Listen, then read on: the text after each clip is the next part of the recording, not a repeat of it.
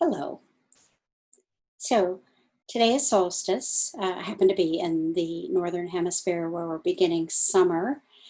This was written, I'm sharing a story from our inherited wisdom, which is a collection of little stories and poems and some verses, and even some practices just for inspiration, reminder of our own capacity for compassion and wholeness and caring for the whole and caring for one another.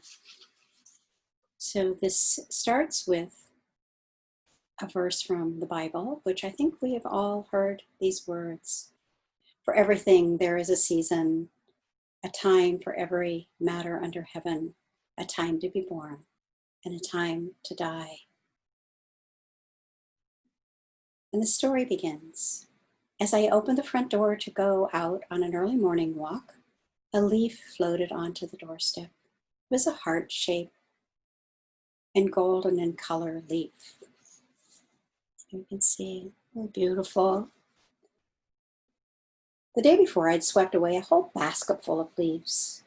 The weather had been very windy, but today was calm, with no detectable breeze. The fallen leaf reminded me of the ebb and flow of life. Solstice was approaching. It marked the onset of winter here in the northern hemisphere. On the other side of the globe, however, spring would slide into summer. Everywhere there was a renewal and release, darkness and light, birth and death. The leaf, which had been a bud only a few months ago, was also in transition. On the tree, it had many roles. Primarily, it was, along with the other leaves, its role was to provide nourishment for the tree. The chlorophyll, which is a special plant chemical that absorbs and converts the light of the sun into usable sugars and starches, would fuel the growth of the tree and its stability. If the leaf could have told me its story, I imagine the leaf would have said that it began its journey as a minuscule rise on the branch, merely a bud. After it had sprouted, using the energy from the prior generations, it unfurled and became part of a new community of leaves. Together, they had not only fed the tree, but also helped provide protection and a home for numerous birds, squirrels, and insects. They weathered a drought and seamlessly worked together to produce oxygen and create shade for the world. And once the day shortened, the leaf pigment changed. The canopy of green slowly shifted to the hues of the sun. At the same time, there had been an inner chemical transformation. The leaf was ready to leave the tree. It was no longer needed, and it no longer needed to cling to the tree. Now its purpose was to create a layer on the ground to absorb water.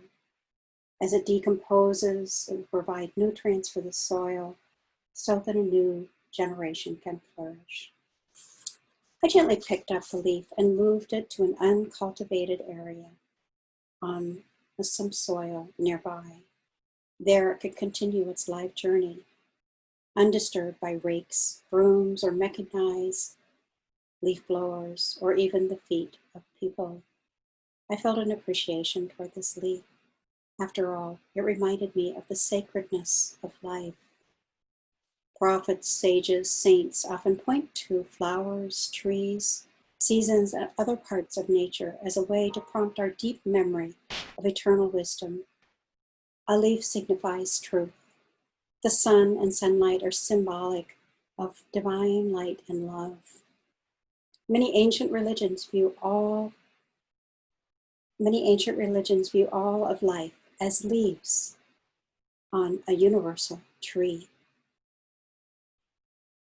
On the surface, a leaf on my doorstep seemed very insignificant. It was one of trillions of leaves, yet its story reveals the richness of a life that simply receives, gives, and is a conduit for light. That alone inspires me to adopt a lighthearted motto, to leave it. So I hope you will join me to listen to more stories. And in the meantime, take care.